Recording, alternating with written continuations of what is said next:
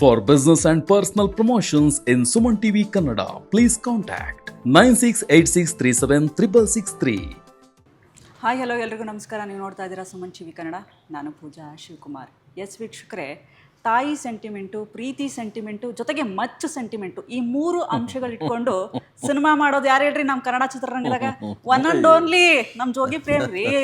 30ನೇ ತಾರೀಕು ಕೇಳಿ cinema release ಆಗಕತ್ತೈತಿ. ಏನ್ರಿ ಸರ್ ಎಲ್ಲ ಹಕ್ಕಡಿಗೆ ನಿಮ್ದ ಹವಾ?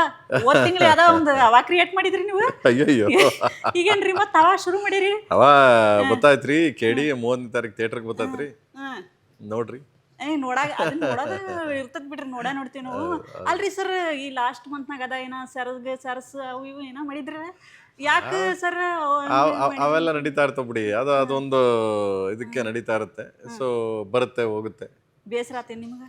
ಇಲ್ಲಪ್ಪ, ಆ ಥರ ಎಲ್ಲ ಬೇಸರ ಮಾಡಿ.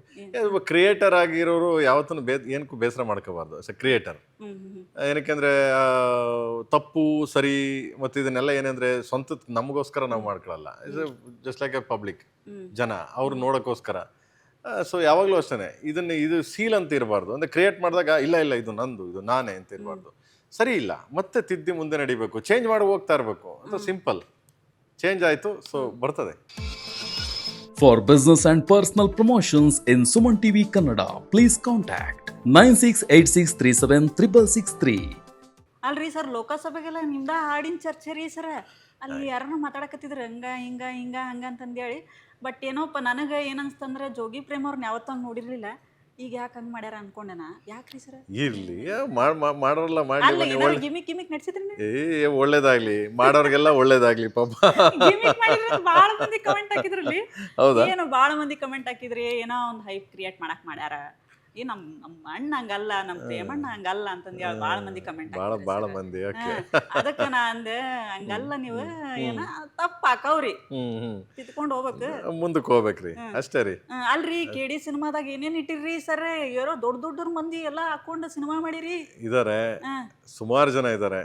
ಅಂದ್ರೆ ನನ್ನ ರವಿ ಸರ್ ಇದಾರೆ, ಅಂಡ್ ರಮೇಶ್ ಅರವಿಂದ್ ಸರ್ ಇದಾರೆ, ಅಂಡ್ ಸಂಜಯ್ ದತ್ ಅವ್ರು ಇದ್ದಾರೆ, ಶಿಲ್ಪಾ ಶೆಟ್ಟಿ ಇದ್ದಾರೆ, ಆಮೇಲೆ ನೂರಪತಿ ಇದ್ದಾಳೆ, ಅಂಡ್ ರೀಶ್ಮಾ ನಾನಯ್ಯ ಇದ್ದಾರೆ, ಮಚ್ಚಲಕ್ಷ್ಮಿ. ಪ್ರತಿ ಪಾತ್ರಗಳು ಡಿಫ್ರೆಂಟ್ ಆಗಿದ್ದಾರೆ. ಎಲ್ಲ ಆದ್ಮೇಲೆ ನನ್ನ ಡಾರ್ಲಿಂಗ್ ಕಿಚ್ಚ ಸುದೀಪ್ ಅವ್ರು ಬರ್ತಾರೆ, ಕಾಲಭೈರವ ಆಗಿ. ನೇಮಿಸ್ ಕಾಲಭೈರವ, ಕ್ಯಾರೆಕ್ಟರ್ ನೇಮೇ ಕಾಲಭೈರವ, ನಮ್ಮ ಡಾರ್ಲಿಂಗು. ಸೊ ಎಲ್ಲ ಇದ್ದಾರೆ. ತುಂಬ ಪ್ರೀತಿಯಿಂದ ಬಂದು ಪ್ರೇಮ್ ಹಿಂದೆ ನಿಂತ್ಕೊಂಡು ಎಲ್ಲರೂ ಕೆಲಸ ಮಾಡ್ಯಾರೆ ತುಂಬ ಪ್ರೀತಿಯಿಂದ. ಒಂದು ಬೇಜಾರ್ರಿ ನನಗೆ. ಅಲ್ರಿ, 3 ವರ್ಷ ಟೈಮ್ ತೊಗೊಂಡ್ರಲ್ರಿ ಸರ್ ನೀವು ಈ ಸಿನಿಮಾ ಬಿಡುಗಡೆ ಮಾಡಕ್ಕೆ. ನಾವು ಇವಾಗ ಬರ್ತೈತಿ ಅಂತ ಕಾದು ಸಾಕಾಗೋತ್ರಿ. 3 ವರ್ಷ ಆದ್ಮೇಲೆ ಬರತ್ತೀರಿ ನೀವು.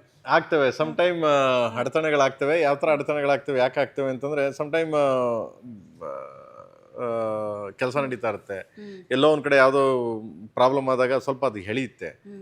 ಸೊ ಅದು ಬಿಟ್ಟರೆ ಅಡೆತಡೆಗಳು ಯಾವುದೇ ಕಾರಣಕ್ಕೂ ಯಾವುದು ಏನು ತೊಂದರೆ ಏನಿಲ್ಲ. ಯಾಕಂದರೆ ಪಾಪ ಆ ಟೈಮಲ್ಲಿ ನಾನು ಪೂಜೆ ಮಾಡಿದಾಗ ಏನಕ್ಕೆ 3 ವರ್ಷ ಆಯಿತು ಅಂದರೆ, ಅದನ್ನು ಕ್ಲಾರಿಫಿಕೇಶನ್ ನಿಮಗೆ. ಆ ಟೈಮಲ್ಲಿ ನಾನು ಸಿನಿಮಾ ಪೂಜೆ ಮಾಡಿ ಅದಾದ್ಮೇಲೆ 1 ವರ್ಷ ಆದ್ಮೇಲೆ ಶೂಟಿಂಗ್ ಸ್ಟಾರ್ಟ್ ಮಾಡಿದ್ದು. ಯಾಕೆಂದರೆ ಹೌದು, ಅಲ್ಲಿಗೆ ನಿಮ್ಗೆ 2 ವರ್ಷ ಲೆಕ್ಕ ಬರ್ತದೆ. ಅಂಡ್ ಏನಕ್ಕೆ ಅಂತಂದರೆ, ಆ ಟೈಮಲ್ಲಿ ನಿಮಗೆ ಧ್ರುವರ್ದು ಇನ್ನೊಂದು ಸಿನಿಮಾ ಶೂಟಿಂಗ್ ನಡೀತಾ ಇತ್ತು. ಸೊ ಅವರು ದಪ್ಪ ಆಗಿದ್ರು, ಮತ್ತೆ ಸಣ್ಣ ಆಗಿ ನನಗೆ ಇದಕ್ಕೆ ಬರೋಷ್ಟೊತ್ತಿಗೆಲ್ಲ ಒಂದು 1.5 ಇಯರ್ ಆಯಿತು. ಸೊ ಅದರಿಂದ ಬಿಟ್ಟರೆ ಲೇಟು. ಆ್ಯಂಡ್ ದೆನ್ ಅದಾದಮೇಲೆ ನಥಿಂಗ್. ಯಾಕಂದರೆ ಅವ್ರದ್ದು ಸಿನಿಮಾ ಅವರು ದುಡ್ಡು ಹಾಕಿರ್ತಾರೆ. ಒಬ್ಬ ನಿರ್ಮಾಪಕ ಇನ್ನೊಂದು ಸಿನಿಮಾ ನಿರ್ಮಾಪಕ ದುಡ್ಡು ಹಾಕಿರ್ತಾರೆ, ಇವರು ನಿರ್ಮಾಪಕರು ದುಡ್ಡು ಹಾಕಿದ್ದಾರೆ. ಅವರು ಇಬ್ಬರು ಮಾತಾಡ್ಕೊಂಡು ಸ್ವಲ್ಪ ಅಡ್ಜಸ್ಟ್ ಮಾಡ್ಕೊಂಡು ಮಾಡಿದ್ರು. ಸೊ ಅದರ ನಡುವೆ ಟ್ರಾವೆಲ್ ಆಯಿತು, ಬಿಟ್ಟರೆ ನಥಿಂಗ್. ಯಾರಿಗೇನು ಇದಿಲ್ಲ. ಒಟ್ಟು ಒಂದು ಏನೇ ಲೇಟು ಏನೇ ಇದಾದ್ರೂ ಫೈನಲಿ ಸಿನಿಮಾ ಯಾವುದಂದ್ರೆ ಗೆಲ್ಲಬೇಕು. ಸಿನಿಮಾ ಒಂದು ಜನಕ್ಕೆ ರೀಚ್ ಆದರೆ ಅದಕ್ಕಿಂತ ತೃಪ್ತಿ ಇನ್ನೊಂದಿರಲ್ಲ. ಆ ಲೇಟು ಮತ್ತೆ ಯಾವುದೋ ಕಾಂಟ್ರವರ್ಸಿ, ಇನ್ನೊಂದು ಯಾವುದೋ ಮತ್ತೊಂದು ಮಗದೊಂದು, ಅವ್ರ ಕಾಲ ಹೇಳಿದ್ರು ಇವ್ರ ಅದು ಯಾವುದು ಲೆಕ್ಕಕ್ಕೆ ಬರಲ್ಲ. ಜನ ಒಪ್ಕೋಬೇಕು. ಜನ ಒಪ್ಕೊಂಡ್ರೆ ಮುಗ್ದೋಯ್ತು, ಅದೆಲ್ಲ ಮಾಫಿ. ಸೊ ಅಲ್ಲಿವರೆಗೂ ಇಲ್ಲಿ ವರ್ಕ್ ಹಾರ್ಡ್ ಅಂತ ಅಷ್ಟೇ ನಮ್ಗೆ. ಅಲ್ರಿ ಪ್ರೇಮ್ ಸರ್, ನೀವೀಗ ಮಚ್ಚಿಗೆ ಏನಾರು ಬ್ರ್ಯಾಂಡ್ ಅಂಬಾಸಡರ್ ಆಗಕತ್ತೀರಿ. ಯಾವ ಹೀರೋಗಳ ಜೊತೆ ಎಲ್ಲಾರ ಜೊತೆಗೂ ಒಂದು ಮಚ್ಚ ಇಡಿಸ್ತಿರಲ್ರಿ ಸರ್ ನೀವು?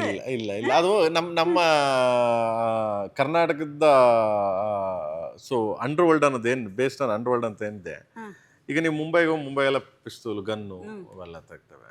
ಸೊ ಕರ್ನಾಟಕದಲ್ಲಿ ಅವಾಗ underworld based on 1970, 75, 80s ಅಂಡರಲ್ಲಿ ಸೊ ನಿಮಗೆಲ್ಲ ಮಚ್ಗಳು ಜಾಸ್ತಿ ಓಡಾಡ್ತಿದ್ವು. ಅಂಡರ್ ವರ್ಲ್ಡ್ ಅಂದರೆ ರಿಯಲಿಸ್ಟಿಕ್ ಅಂದರೆ ಮಚ್ಗಳು. ಯಾರೋ ನಿಮಗೆ ಗನ್ ತಗೊಂಡು ಶೂಟ್ ಮಾಡೋದು ಅವೆಲ್ಲ ಇರ್ತಿರ್ಲಿಲ್ಲ. ಇದು ರಿಯಲಿಸ್ಟ್ ಸ್ಟೋರಿ.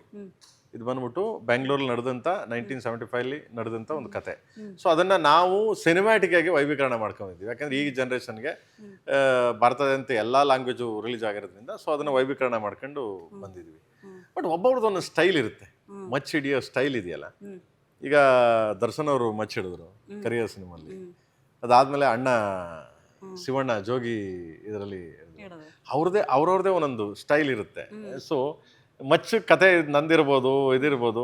ಬಟ್ ದರ್ಶನ್ ಅವ್ರ ಸ್ಟೈಲ್ ಮಚ್ ಹಿಡಿಯೋದು ಹಿಂಗಿಡಿರಿ ಬುದೇ ಹಿಂಗಿಡಿರಿ ಅಂತಂದ್ರೆ ಅವ್ರದ್ದೊಂದು ಸ್ಟೈಲು. ಅಣ್ಣಂಗೆ ಅಣ್ಣ ಹಿಂಗೆ ಹೋಗಿ ತುಂಬಾ ಲೂಸಾಗಿ ಅಂದ್ರೆ ಅವ್ರದ್ದೊಂದು ಸ್ಟೈಲು. ಸೊ ಧ್ರುವಂದೇ ಒಂದು ಸ್ಟೈಲು, KD ಧ್ರುವಂದೇ ಒಂದು ಸ್ಟೈಲು, ಡಿಫ್ರೆಂಟ್. ಸೊ ಅವ್ರವ್ರದೇ ಆದ ಒಂದು ಸ್ಟೈಲಲ್ಲಿ ಮಚ್ಗಳನ್ನ ಹಿಡಿದಿದ್ದಾರೆ. ನಾನು ಹಿಡಿಸೋದ್ಕಿಂತ ಮಚ್ಚು ಹಿಡಿದಿದ್ದಾರೆ ಅವರು. ನೆಕ್ಸ್ಟ್ ಯಾರು ನೆಕ್ಸ್ಟ್ ಯಾರು ನೋಡೋಣ, ಮಾಡ್ತಾ ಇದೀನಿ. ಇಸ್ ಗೋಯಿಂಗ್ ಆನ್, ನಡೀತಾ ಇದೆ. ಫಸ್ಟ್ KD ಆಗಲಿ, KD ರೀಚ್ ಆಗಲಿ. ಸೊ ಆಮೇಲೆ ಇದ್ದಿದ್ದೇ ಬೆಳಿಗ್ಗೆ ಆದ್ರೆ ಏನು ಅಂತ ಹುಡುಕ್ತಾನೆ ಇರ್ತೀವಲ್ಲ, ಏನ್ ಮಾಡೋದು, ವಾಟ್ ಟು ಡೂ ಅಂತ. ಹಂಗೆ ಏನೇನು ಸಿಗುತ್ತೆ, ಹೋಗ್ತಾರಣ. ಹೌದು ಅಲ್ರಿ ಸರ್, ಏನೋ ಇಲ್ಲ ನೋಡಿದಿನ ಅದೇ ಅಂಡರ್ ವರ್ಲ್ಡ್ ಏನೋ ಇದು ಕತ್ತಿ ಎಲ್ಲ ಕೇಳ್ಕೊಂಡಿದ್ರಂತಲ್ಲ ನೀವು, ಏನೋ ವಿಚಾರ ಎಲ್ಲ ಮಾಡಿದ್ರಂತ, ಅದನ್ನ ಹೆಂಗ್ ಮಾಡ್ತಾರೆ ಏನಂತ ಆ ಡಾನ್ ಕತ್ತಿಗಳೆಲ್ಲ ಕೇಳ್ಕೊಂಡು ಕತ್ತಿ ಬರ್ದಿದ್ರಂತಲ್ಲ ನೀವೇನು? ಮೊದಲು ಮಾಡಿದ್ದು ಅದೆಲ್ಲ ರಿಯಲಿಸ್ಟಿಕ್, ತುಂಬಾ ರಿಯಲಿಸ್ಟಿಕ್. ಯಾಕಂದ್ರೆ ನಾನು ಮೊದಲು ನಿಮ್ಗೆಲ್ಲ ಎಲ್ಲರೂ ಗೊತ್ತಿದೆ, ಇಡೀ ಕರ್ನಾಟಕ ಗೊತ್ತಿದೆ, ಕರಿಯ ಸಿನಿಮಾ ಮಾಡಿದಾಗ ತುಂಬಾ ರಿಯಲಿಸ್ಟಿಕ್ ಸಿನಿಮಾ ಮಾಡಿದ್ದು. ಆ್ಯಂಡ್ ಆಲ್ಮೋಸ್ಟ್ ಅಲ್ಲಿ 28 ಜನ ಅಂಡರ್ ವರ್ಲ್ಡ್ ರಿಯಲ್ ರೌಡಿಗಳು ಆ್ಯಕ್ಟ್ ಮಾಡಿದ್ರು ಅವಾಗ ನಿಮಗೆ. ಅದಾದಮೇಲೆ ಜೋಗಿಲು ತುಂಬ ರಿಯಲ್ ರೌಡಿಗಳು ಆ್ಯಕ್ಟ್ ಮಾಡಿದ್ರು. ನಾನು ತುಂಬ ಹತ್ತಿರದಿಂದ ಬಲ್ಲವನು ಅದನ್ನೆಲ್ಲ, ವಾಟ್ ಇಸ್ ರಿಯಾಲಿಟಿ ಮತ್ತೆ ವಾಟ್ ಇಸ್ ಎಮೋಷನ್ಸ್ ಅವ್ರದ್ದೆಲ್ಲ ಅಂತ. ಬಟ್ ಇದು ಬಂದ್ಬಿಟ್ಟು ಒಂದು ಹುಡುಗನ ಕತೆ, not like under world, based on ಒಂದು ಹುಡುಗ ಬೆಂಗಳೂರಲ್ಲಿ ಆ ಟೈಮಲ್ಲಿ ಒಂದು ಹುಡುಗನ ರಿಯಲ್ ಲೈಫ್ ಕತೆ. ಸೊ ಅವನು ಏನೆಲ್ಲ ಆಗ್ತಾನೆ, ಏನೆಲ್ಲ ಆಗುತ್ತೆ ಅನ್ನೋದು ಒಂದು ಎಮೋಷನ್. ಕಾಳಿದಾಸ ಅನ್ನೋನು ಒಂದು ಎಮೋಷನ್, ಅದ್ರ ಮೇಲೆ ಪ್ಲೇ ಮಾಡಿರೋದು. ಈ ಸಿನಿಮಾದಾಗ ಟ್ವಿಸ್ಟ್ ಐತಂತಲ್ರಿ ಸರ್, ಏನ್ರಿ ಟ್ವಿಸ್ಟ್? ಏನೋ ಗೊತ್ತಿಲ್ಲ. ಮತ್ತೆ ಕಿಜಾ ಸುದೀಪ್ ಅವ್ರನ್ನ ನಿನ್ನೆ ಹೇಳಿದ್ರಿ ನೀವು, ಅದನ್ನ ಗೆಸ್ಟ್ ಅಪಿಯರೆನ್ಸ್ ಆಗಿ ಬರ್ತಾರೆ ಅವ್ರನ್ನೇ ಅನ್ಕೊಂಡಿದ್ವಿ ಬಿಡ್ರಿ ನಾವು.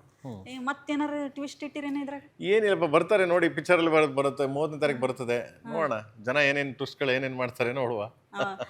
ಸರ್ ಇನ್ನೊಂದೇನು ಗೊತ್ತೇನ್ರಿ, ಈಗ ನಮಗೆ ಮಾಸ್ ಸಿನಿಮಾ ಅಂದ ತಕ್ಷಣ ಹೇಳಿ ದರ್ಶನ್ ಸರ್ ನೆನ್ಪಕ್ಕಾರ, ನೀವು ಇಲ್ಲಿ ದೊಡ್ಡ ದೊಡ್ಡ ಕಲಾವಿದರನ್ನ ಆಯ್ಕೆ ಮಾಡ್ಕೊಂಡು ಸಿನಿಮಾ ಮಾಡಿರ್ಬೇಡ್ರಿ, ಅದು ಬೇರೆ ಪ್ರಶ್ನೆ. ಈಗ ಇನ್ ಕೇಸ್ ಡಿ-ಬಾಸ್ ಏನಾರು ಹೊರಗಿದ್ದಿದ್ರು ಅಂದ್ರೆ ಅವ್ರಿಗೆ ಏನಾರು ಕ್ಯಾರೆಕ್ಟರ್ ಕೊಡ್ತಿದ್ರೇನೆ, ಯಾಕಂದ್ರೆ ಹೇಳಿ ಕೇಳಿ ಮಾಸ್ ಸಿನಿಮಾ ಇದು. ನಾನು ನೋಡಿದ್ರೆ ನಿನ್ನ ಕೊಲಿಗಿಲಿ ಮಾಡೋ ಎಲ್ಲ ಇದು ಫುಲ್ ಮಾಸ್ ಸಿನಿಮಾ ಇದು, ಹಂಗೇನಾರು ಕ್ಯಾರೆಕ್ಟರ್ ಕೊಡ್ತಿದ್ರೇನೆ? ಸೊ ನಾನು ಅವಾಗಲೇ ಯಾವುದೋ ಒಂದು ಟೈಮಲ್ಲಿ ಹೇಳಿದ್ದೀನಿ, ಎಲ್ಲರಿಗೂ ಸಿನಿಮಾ ಹೊರತುಪಡಿಸಿ ಸಿನಿಮಾ ಕ್ಯಾರೆಕ್ಟ್ರು, ಅವರವರ ನೋವು, ಅವರವರ ಸಂಬಂಧಗಳು, ಅವರವರ ಮನೆ ಫ್ಯಾಮಿಲೀಸ್ ನೋವುಗಳು ಅವ್ರಿಗೆ ಗೊತ್ತಿರುತ್ತೆ, ನಮ್ಗೆ ಯಾರಿಗೂ ಗೊತ್ತಿರಲ್ಲ. ಸೊ ಸಿನಿಮಾ ಹೊರತುಪಡಿಸಿ ಆ್ಯಂಡ್ ಅದನ್ನೆಲ್ಲ ಆಮೇಲೆ ಮಾತಾಡೋಣ. ಸೊ ಗೋಯಿಂಗ್ ಆನ್, ನಡೀತಾ ಇದೆ. ಒಳ್ಳೇದಾಗಲಿ ಅಂತ ಬಯಸ್ಬೇಕು ಯಾವತ್ತೂ. ಯಾರಿಗೂ ಕೆಟ್ಟದ್ದು ಬಯಸೋಕ್ಕೆ ಯಾರಿಗೂ ಅಧಿಕಾರ ಇಲ್ಲ, ಇನ್ನೊಬ್ರಿಗೆ ಅರ್ಟ್ ಮಾಡೋಕ್ಕೆ ಯಾರಿಗೂ ಅಧಿಕಾರ ಇಲ್ಲ, ಯಾರಿಗೂ ಕೆಟ್ಟದ್ದು ಬಯಸಬಾರ್ದು. ನಾನು ಒಂದೇ ಕೇಳೋದು, ಸೊ ಆದಷ್ಟು ಬೇಗ ಸೊ ಎಲ್ಲನೂ ಮುಕ್ತಗೊಳಿಸಿ ಹೊರಡೆ ಬರಲಿ.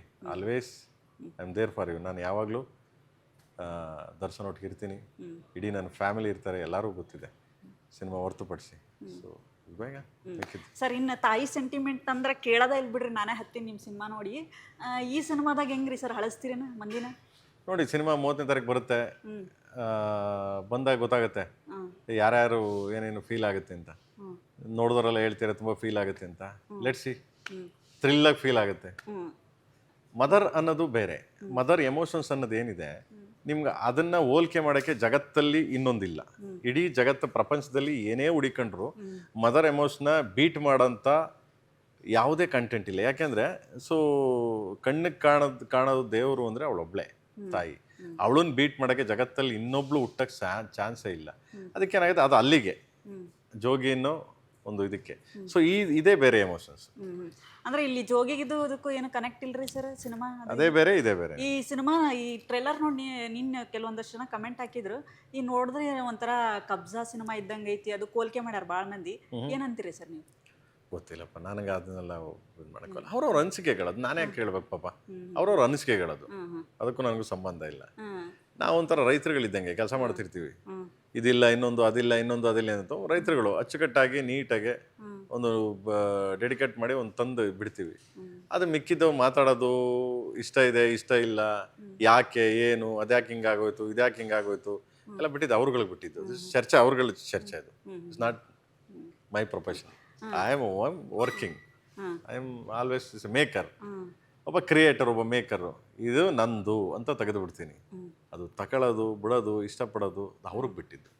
ಸರ್, ಈ KD ಸಿನಿಮಾ ಮಾಡ್ಬೇಕಾರೆ ಎಷ್ಟು ಕಷ್ಟ ಆತ್ರಿ? ಯಾಕಂದ್ರೆ ನೀವು ನಿನ್ನೆ ಹೇಳ್ತಿದ್ರಿ ಆ ಟ್ರೈಲರ್ ಲಾಂಚ್ ಇವೆಂಟ್ನಾಗ ಭಾಳ ಕಷ್ಟಪಟ್ಟೇನಿ ಅಂದರೆ ನಿಮ್ಮ ಭಾಷೆದಾಗ ಹೇಳ್ತಿದ್ರಿ, ನೀವು ಭಾಳ ಕಷ್ಟಪಟ್ಟೇನಿ, 3 ವರ್ಷ ಭಾಳ ಸ್ಟ್ರಗಲ್ ಮಾಡೇವಿ, ಭಾಳ ಹೊಡ್ತಾ ತಿಂದೀವಿ, ಹೌದು ತಿಂದೀವಿ, ಹಂಗೆ ಅಂತಂದೆಲ್ಲ ಹೇಳಿದ್ರಿ. ಅಪ್ ಆ್ಯಂಡ್ ಡೌನ್ಸ್ ಇರ್ತಾವೆ ಬಿಡ್ರಿ. ಎಷ್ಟು ಕಷ್ಟಪಟ್ರಿ ಸರ್? ಏನೇನು ಸವಾಲುಗಳು ಎದುರಿಸಿದ್ರಿ ನೀವು ಈ ಸಿನಿಮಾ ಮಾಡ್ಬೇಕಾರೆ ಅಂತಂದು? ಕಷ್ಟ ಏನಕ್ಕೆ ಬಿಡ್ಬೇಕು? ನಾನು ಯಾವತ್ತೂ ಎಲ್ಲ ಕಷ್ಟಪಟ್ಟಿದ್ದೀನಿ ಅಂತ ಹೇಳಲಿಲ್ಲ ನಾನು. ನಾನು ಕಷ್ಟಪಟ್ಟೆ ಅಂತ ನಾನು ಹೇಳಕ್ಕೆ ಇದಾವಲ್ಲ, ಇಷ್ಟಪಟ್ಟು ಮಾಡ್ಬೇಕು ಇದನ್ನು. Cinema is a creative job. ಕಷ್ಟಪಟ್ಟು ಮಾಡೋದಂಥದ್ದು ಏನೂ ಇಲ್ಲ ಇದರಲ್ಲಿ. ಇಲ್ಲಿ ಏನು ಗೊತ್ತಾ, ಪ್ರತಿಯೊಬ್ಬ ಕಲಾವಿದ ಅಷ್ಟೇ, ಪ್ರತಿಯೊಬ್ಬ ಟೆಕ್ನಿಷಿಯನ್ಸು ಅಷ್ಟೇ, ಪ್ರತಿಯೊಬ್ಬನೂ ಅಷ್ಟೇ, ಅವನ ಜೀವನ ಸಾಗಿಸೋಕ್ಕೆ ಅವನ ಹೊಟ್ಟೆಪಾಡು, ಅವನ ಲೈಫು, ಅವನ ಜರ್ನಿ ಪ್ರತಿಯೊಬ್ಬ ಕೆಲಸ ಮಾಡ್ತಾರೆ. ಈಗ ನೀವು ಆ್ಯಂಕರ್ಗಳ ಕೆಲಸ ಮಾಡ್ತೀರಾ, ನೀವು TV ಇದಕ್ಕೆ ಶೂಟ್ ಮಾಡೋ ಕ್ಯಾಮ್ರಾಮನ್ ಕೆಲಸ ಮಾಡ್ತಾರೆ, ಅವ್ರವ್ರ ಜೀವನ ಅದು. ದಿಸ್ ಇಸ್ ಮೈ ಜೀವನ, ನನ್ನ ಜೀವನ. As I am A creator, I am A director. So ನಾನು ಹಿಂಗೆ ಮಾಡಬೇಕು ನನ್ನ ಜೀವನ ಅದು. ಕಷ್ಟಪಡಂಗಿದ್ರೆ ಹೋಗಿ ಬೇರೆ ಕಡೆ ಆರಾಮಾಗಿ ಮನಿಕೊಬಿಡು. ಕಷ್ಟಪಡೋದು ಯಾಕೆ ಬೇಕು ಗುರು? ತುಂಬ ಇಷ್ಟಪಟ್ಟು ಪ್ರೀತಿ ಮಾಡಿ ಸಿನಿಮಾ ಮಾಡು, ಅವಾಗ ಜನಕ್ಕೆ ನಿನಗೆ ಇಷ್ಟ ಆಗುತ್ತೆ. ನಾನು ಯಾವತ್ತೂ ಕಷ್ಟಪಟ್ಟು ಏನೂ ಮಾಡಲ್ಲ, ಮಾಡೋಕ್ಕೆ ಹೋಗೋದು ಇಲ್ಲ. ನಾನು ಇವತ್ತಿನವರೆಗೂ ಯಾವುದು ಕಷ್ಟ ಅಂತ ಹೇಳ್ಕೊಳ್ಳೋದು ಇಲ್ಲ, ಫ್ಯೂಚರ್ನಲ್ಲಿ ಹೇಳೋದು ಇಲ್ಲ. ನೆವರ್. ಸರ್, ಈಗ ಯಾವ್ದಾವ ಸಿನಿಮಾ ಬರ್ಲಿರಿ ಅಲ್ಲಿ ಐಟಮ್ ಸಾಂಗ್ ಅನ್ನೋ ಇದ್ದೇ ಇರ್ತಾವೆ. ಈಗ ನಿಮ್ಮ ಸಿನಿಮಾ ಬಂತು, ಅದ್ರಾಗೂ ಒಂದು ಐಟಮ್ ಸಾಂಗ್ ಇತ್ತು. ಯಾಕೆ ಸರ್, ಯಾವ ಸಿನಿಮಾ ಬಂದರೂ ಐಟಮ್ ಸಾಂಗ್ ಅನ್ನೋದು ಇರಲೇಬೇಕಾ? ಅದು ಯಾಕೆ ಐಟಮ್ ಸಾಂಗ್ ಅಂತ ನೀವು ಯಾಕೆ ಹೇಳ್ತೀರಾ? ಸ್ಪೆಷಲ್ ಸಾಂಗ್ ಅಂತೇಳಿ. ಐಟಮ್ ಸಾಂಗ್ ಅಂತ ನೀವು ಯಾಕೆ ಬಿಂಬಿಸ್ತೀರಾ? ಅದೊಂದು ಸ್ಪೆಷಲ್ ಸಾಂಗ್ ಅಂತೇಳಿ. ಈಗ ಯಾವುದೋ ಐಟಮ್ ಸಾಂಗ್ ಅಂತಂದರೆ this is a nonsense. ಅದು ಸೆನ್ಸಾರ್. ಅದು ಐಟಮ್ ಅನ್ನೋದೇ ಸೆನ್ಸಾರ್ ಅದು ಬೇಸಿಕಲಿ, ಅಲ್ವಾ? ಸೊ ಅದನ್ನ ಯಾಕೆ ಐಟಮ್ ಅಂತ ಬಿಂಬಿಸ್ತೀರಾ? ದೊಡ್ಡ ಹೀರೋಯಿನ್ಗಳೆಲ್ಲ ಮಾಡಿದ್ದಾರೆ, ದೊಡ್ಡ ಹೀರೋಯಿನ್ಗಳು. It's well good. Aishwarya Rai ತಗೊಳ್ಳಿ, ವಿದ್ಯಾ ಬಾಲನ್ ತಗೊಳ್ಳಿ, ಪ್ರಿಯಾಂಕಾ ಚೋಪ್ರಾ ತಗೊಳ್ಳಿ, ಇಲ್ಲಿ ನಮ್ಮಲ್ಲೇ ತಗೊಳ್ಳಿ, ನಮ್ಮಲ್ಲಿ ಎಂತೆಂಥ ಹೀರೋಯಿನ್ಗಳು ಮಾಡಿದ್ದಾರೆ ನಮ್ಮ ಕನ್ನಡದಲ್ಲಿ. ಅದನ್ನೆಲ್ಲ ತೊಗೊಂಡು ನೀವು ಐಟಮ್ ಸಾಂಗ್ ಅಂತ ಬಿಂಬಿಸಂಗೇ ಇಲ್ಲ. It's special song. ಜನಕ್ಕೆ ಎಲ್ಲ ಜನಾಂಗ, ಎಲ್ಲ ಥರದ ವ್ಯಕ್ತಿಗಳು, ಎಲ್ಲ ಥರ ಸಿನಿಮಾ ನೋಡೋರನ್ನ ಸೆಳೆಯೋ ಒಂದು ಕಾರ್ಯಕ್ರಮ ಅದು. ಏನೋ ಇದು ಹೇಳ್ತೀವಲ್ಲ, ಸೊ ಆ ಥರ. ಅದು ಬಿಟ್ಟರೆ ನಾಟ್ ಲೈಕ್ ಎನಿ ಅದರ್ ಇದೆ. ಮೊದಲೆಲ್ಲ ಇತ್ತು, ನೀವು ಮೊದಲೆಲ್ಲ ನೋಡಿರ್ತೀರಿ ಸಾಂಗ್ಗಳು. ಡಿಸ್ಕೋಲ್ ಒಂದು ಸಾಂಗು, ಬಟ್ ಒಂದು ಸ್ಟೋರಿ ಇರೋದು. ಇವಾಗಲೂ ಅಷ್ಟೇ, ನಮ್ಮ ಸಿನಿಮಾಗಳಲ್ಲಿ ವಿತೌಟ್ ಸ್ಟೋರಿ ಯಾವ್ದಾರ ಸಾಂಗ್ ನೋಡಿದ್ದೀರಾ ನೀವು? ಮರ ಸುತ್ತೋದು ನೋಡಿದ್ದೀರಾ? ಇದು ಅಷ್ಟೇ. ಆ ಸಾಂಗ್ ಇದೆ ಅಂದರೆ ಅದಕ್ಕೊಂದು ಏನಾದರೂ ವ್ಯಾಲ್ಯೂಸ್ ಇರ್ತದೆ, ಆ ಸಾಂಗಿಗೆ ಒಂದು ವಿಶೇಷತೆ ಇರ್ತದೆ. ಆ ಸಾಂಗು ಒಂದು ಕಂಟೆಂಟ್ ಇಲ್ಲದೆ ನಾನು ಏನೂ ಮಾಡೋಕ್ಕೋಗಲ್ಲ. ಸುಮ್ಮನೆ ಡ್ಯಾನ್ಸು ಮಾಡಲ್ಲ, ಹುಡುಗಿರನ್ನ ಕೈ ಹಿಡ್ಕೊಂಡು ಎಳೆಯೋದು ಇಲ್ಲ. ಸೊ ಆ ಕಡೆಗೆ ಈ ಕಡೆ ತೊಗೊಂಡು ಹುಡುಗರು ಅವಳ ಮೇಲೆ ಬೀಳಂಗೂ ಇಲ್ಲ. ನಾನು ರೀಸನ್ ಕೇಳ್ತೀನಿ. ಒಬ್ಬ ಡ್ಯಾನ್ಸ್ ಮಾಸ್ಟ್ರು ಒಂದು ಹುಡುಗಿ ಮೇಲೆ ಬೀಳ್ತಾನೆ ಅಂದರೆ ವಾಟ್ ಇಸ್ ದ ರೀಸನ್? ಒಂದು ಹೀರೋ ಯಾವುದೋ ಒಂದು ಹೀರೋಯಿನ್ ಕೈ ಹಿಡ್ಕೊಂಡು ಎಳಿತಾನೆ ಅಂದರೆ ನನಗೆ ರೀಸನ್ ಕೊಡು ಅಂತೀನಿ. I am like this. ನಾನು ಯಾರನ್ನೂ ಸ್ಟೇಜಿಗೆ ಬಿಡಲ್ಲ. ನನಗೆ ರೀಸನ್ ಬೇಕು. ಈ ಶಾರ್ಟ್ ನೀನು ಇಡ್ತೀಯ ಅಂದರೆ ನಿನಗಿದನ್ನು ನಂಗೆ reason, what is a reason? ಇದಕ್ಕೆ ರೀಸನ್ ಬೇಕು. ಯಾಕಂದರೆ ಅವ್ನು ನೋಡೋ ಕತೆ ಕೇಳ್ತಾನೆ, ಯಾಕೆ ಹಿಡ್ಕೊಬಿಟ್ರೆ, ಏನು ಮಾಡ್ಬಿಟ್ರಿ ಅಂತ ಕತೆ ಕೇಳ್ತಾನೆ. ಅದಕ್ಕೆ ನೀನು ಆನ್ಸರ್ ಮಾಡಬೇಕು. ಅವ್ನಿಗೆ ತೃಪ್ತಿ ಒಳಗೆ ಇದಕ್ಕೆ ಆನ್ಸರ್ ಮಾಡಬೇಕು ಅಂತೀನಿ ನಾನು. ಆ ಥರ ನಾನು ಅವಾಗ ಎಲ್ಲನೂ ಅಷ್ಟೇ, ಕಥೆಲೇ ಸಾಂಗ್, ಸ್ಟೋರಿ ಏನಿರುತ್ತೆ ಅದ್ರೊಳಗಡೆ ಸಾಂಗ್ಸ್ ಮಾಡ್ತೀನಿ ನಾನು. ಅದಕ್ಕೆ ಸಾಂಗ್ಸ್ಗಳು ಹೋಗ್ತವೆ, ಚೆನ್ನಾಗಿ ಹೋಗ್ತವೆ ಅಂತಾರೆ ಜನ. ಗೊತ್ತಿಲ್ಲ ನನಗೆ. ಚಂದ ಇದಾವ್ರಿ ಈ ಸಾಂಗ್, ಮಸ್ತ್ ಅದಾವ. ನಾವು ಈಗಲೂ ಕೇಳ್ತೇವೆ ಬಿಡ್ರಿ ಅವು ಜೋಗಿ ಸಾಂಗ್ ಅವೆಲ್ಲ. ಇನ್ನು ಪ್ಯಾನ್ ಇಂಡಿಯಾ ಸಿನಿಮಾ ಮಾಡ್ಬೇಕಂದ್ರೆ ಇದನ್ನ ಯಾಕೆ ಅನ್ಕೊಂಡ್ರಿ KD cinema? But depend on productions, KVN production. So depend on ಅವರು ಐಡಿಯಾಸ್ಗಳು. ಸೊ ಯಾವುದೇ ಆಗಲಿ ಏನೇ ಆಗಲಿ, ನಾವು ಕತೆ ಅಂದಮೇಲೆ ಒಂದು ಕತೆ, ಒಂದು ಸಿನಿಮಾ ಅಂತಂದಮೇಲೆ ನಾವು ನಮ್ಮ ಉದ್ದೇಶ ಮಾಡ್ಕೊಂಡು ಹೋಗ್ತೀವಿ. ಪ್ರೊಡಕ್ಷನ್ನವ್ರು ಅದನ್ನು ರೆಡಿ ಮಾಡ್ಕೊಂಡು ಹೋಗ್ತಾರೆ. ಇಲ್ಲೂ ಮಾಡೋಣ, ಅಲ್ಲೂ ಮಾಡೋಣ, ಅದು ಮಾಡೋಣ ಅಂದಾಗ ನಾವೇನು ಮಾಡ್ತೀವಿ, ಅದನ್ನು ಸ್ವಲ್ಪ ವೈಭೀಕರಣ ಮಾಡ್ಕೊಂಡು ಹೋಗ್ತೀವಿ. It's a KVN production. Sir, ಕೊನೆಯದಾಗಿ 30ನೇ ತಾರೀಕು ಸಿನಿಮಾ ರಿಲೀಸ್ ಆಗಕತ್ತೈತಿ. ನಾವಂತೂ ಭಾಳ ಕಾಯಕತ್ತೀವಿ ಬಿಡ್ರಿ. ಒಂದು ದೊಡ್ಡ ಮಟ್ಟದ ಅಲೆ ಸೃಷ್ಟಿ ಮಾಡ್ತತ್ರಿ, ಡೌಟೇ ಇಲ್ಲ ಬಿಡ್ರಿ. ಯಾಕಂದ್ರೆ ಆ ಟ್ರೇಲರ್ ನೋಡೇ ಭಾಳ ಮಂದಿ ಪಾಸಿಟಿವ್ ರೆಸ್ಪಾನ್ಸ್ ಮಾಡತ್ತಾರ ಆಲ್ರೆಡಿ. ಏನು ಹೇಳ್ತೀರಿ ಸರ್ ಕೊನೆದಾಗ? Thank you. ಎಲ್ಲರಿಗೂ 30ನೇ ತಾರೀಕು ಸಿನಿಮಾ ರಿಲೀಸ್ ಆಗ್ತಿದೆ. ಆ್ಯಂಡ್ ಯಾರಿಗೂ ಕಾಲು ಎಳೆಯಿದೆ, ಯಾರಿಗೂ ಕಿಂಡಲ್ ಮಾಡಿದೆ, ಯಾರಿಗೂ ಹರ್ಟ್ ಮಾಡಿದೆ. ನಮ್ಮ ಸಿನಿಮಾ, ಕನ್ನಡ ಸಿನಿಮಾ, ನಮ್ಮ ಪಿಕ್ಚರ್ಗಳು ಕನ್ನಡ ಸಿನಿಮಾ. ಯಾಕೆಂದರೆ ಸಿನಿಮಾಗಳು ಬೆರಳೆಣಿಕೆ ಅಷ್ಟಾಗೋಗಿದೆ, ಬೆರಳೆಣಿಕೆ ಅಷ್ಟು ಎಲ್ಲ ಬಿಡಿಬಿಡಿದ್ದಾರೆ. ಅಂದರೆ ಹೆಂಗಾಗಿದೆ ಅಂದರೆ ಅವ್ರವ್ರನ್ನೇ ಆಂಧ್ರ ವೆಲ್ ಗುಡ್, ಸೂಪರ್. ಯಾಕೆಂದರೆ ಒಂದು ಯೂನಿಟಿ. ನಿಮ್ಗೇನೇ ಪ್ರಾಬ್ಲಮ್ ಆದ್ರೂ ಪ್ರೇಮ್ ಅಂತ ವ್ಯಕ್ತಿ ಬಿಡ್ಬಿಡಿ, ಯಾರಿಗೋ ಒಬ್ಬನಿಗೆ ಪ್ರಾಬ್ಲಮ್ ಆದರೆ ನುಗ್ಗೋಗ್ತಾರೆ. ಯಾಕೆ ಒಂದು ಪ್ರಾಬ್ಲಮ್ ಆಯಿತು ಬರ್ರಿ ಎಲ್ಲ ಅಂತ. ತಮಿಳ್ನಾಡಿಗೆ ಹೋಗಿ ಬರ್ರಿ ಎಲ್ಲ ಅಂತ ಹೋಗ್ತಾರೆ. ಮುಂಬೈಗೆ ಹೋಗಿ ನೋಡಿದ್ದೀರಾ ನೀವು? ಮುಂಬೈ ಎಲ್ಲ ಸೇರ್ತಾರೆ. ಕರ್ನಾಟಕದಲ್ಲಿ ನೋಡಿದ್ದೀರಾ ನೀವು? ಒಬ್ಬ ಬರಲ್ಲ ಪ್ರಾಬ್ಲಮ್ ಆದರೆ, ಒಬ್ಬರೂ ಬರಲ್ಲ. ಸೊ ಅದನ್ನು ನಾನು ರಿಕ್ವೆಸ್ಟ್ ಏನು ಗೊತ್ತಾ ಅಂದರೆ, ಬನ್ನಿ ಅಂತ ನಾನು ಕರೀತಾ ಇಲ್ಲ. ಆ ಸಂಸ್ಕೃತಿನ ಬಿಟ್ಟುಬಿಡಿ. ಬಿಟ್ಬಿಟ್ಟು ಎಲ್ಲರೂ ಒಗ್ಗಟ್ಟಾಗಿ ಸಿನಿಮಾ, ನಮ್ಮ cinema, Kannada cinema, not like ನಾನು ಮಾಡಿರೋ ಸಿನಿಮಾ ಅಂತಿಲ್ಲ, ಬೇರೆ ಎಲ್ಲ ಸಿನಿಮಾಗಳು ತಗೊಳ್ಳಿ, ನಮ್ಮ ಸಿನಿಮಾ ಅಂತ ಪ್ರೀತಿಯಿಂದ ಬಂದು ಹರಿಸಿ ಆರಿಸಿ ಚೆನ್ನಾಗಿದೆ ಚೆನ್ನಾಗಿದೆ ಚೆನ್ನಾಗಿಲ್ಲ ಚೆನ್ನಾಗಿಲ್ಲ, ಬಟ್ ಕಾಲಿಳಿಯೋದು, ಹರ್ಟ್ ಮಾಡೋದು, ಟ್ರೋಲ್ ಮಾಡೋದು, ಸೊ ಇಂಥವೆಲ್ಲ ಮಾಡಿ ಅವ್ರು ಖುಷಿ ಬೀಳ್ತಾರೆ ಬಿಟ್ಟರು ಅದು ನನಗೇನು ಪ್ರಯೋಜನ ಇಲ್ಲ. ಸೊ ಅವ್ರಿಗೆ ಖುಷಿ ಆಗ್ತದೆ, ಪಾಪ ಅವ್ರಿಗೆ ಖುಷಿ ಆದಾಗ ಸೊ ಗಾಡ್ ಬ್ಲೆಸ್, ಅವ್ರ ಪಾಪ ದೇವ್ರು ಒಳ್ಳೇದು ಮಾಡಲಿ. ಖುಷಿಯಿಂದ ಇರ್ತಾರೆ ಅಂದರು, ಬೇರೆಯವ್ರನ್ನೆಲ್ಲ ಕಿಂಡಲ್ ಮಾಡ್ಕೊಂಡು ಖುಷಿಯಿಂದ ಇರ್ತಾರೆ ಅಂದರೆ ತಪ್ಪೇನಿಲ್ಲ. ನಮ್ಮಿಂದ ಅವರು ಎಂಟರ್ಟೈನ್ಮೆಂಟ್ ಆಗ್ತೀರಾ, ಅವ್ರ ಮನಸ್ಸು ಖುಷಿ ಆಗ್ತದೆ ಅಂದರೆ ಸೊ ತಪ್ಪೇನಿಲ್ಲ. ಸೊ ನಾವು ಯಾಕೆ ಅವ್ರಿಗೆ ಹರ್ಟ್ ಮಾಡಬೇಕು? ಚಲೋ ಗುರು, ನಿನ್ನ ಇಷ್ಟ, ನೀನು ಮಾಡ್ಕೋಗುರು, ದೇವ್ರು ಒಳ್ಳೇದು ಮಾಡಲಿ ಅಂತ ಬಿಟ್ಬಿಡೋದು. ಹಾಗೆ ಸೊ ಯಾರಿಗೂ ನೋಯಿಸ್ದೆ, ಯಾರಿಗಾರು ತೊಂದರೆ ಕೊಡದೆ ಕನ್ನಡ ಸಿನಿಮಾಗಳು ಬನ್ನಿ ಪ್ರೀತಿಯಿಂದ ಆರಿಸಿ ಆರೈಸಿ ಅಂತ ಎಲ್ರಿಗೂ ಕೇಳ್ತೀನಮ್ಮ. ಇಷ್ಟೇ ನಂಗೆ ಬೇಕಾಗಿರೋದು. 30ನೇ ತಾರೀಕು ಬರ್ತಾನೆ, ಕೇಳಿ ನೋಡಿ ಆ್ಯಂಡ್ ದೆನ್ ಬ್ಲೆಸ್ ಮಾಡಿ, ಸಿಂಪಲ್. ಥ್ಯಾಂಕ್ ಯು ರೀ sir, thank you so much. ನಿಮ್ಮ ಸಿನಿಮಾ ಯಶಸ್ವಿ ಕಾಣಲಿ. Thank you. ಥ್ಯಾಂಕ್ ಯು ಮಗನೇ.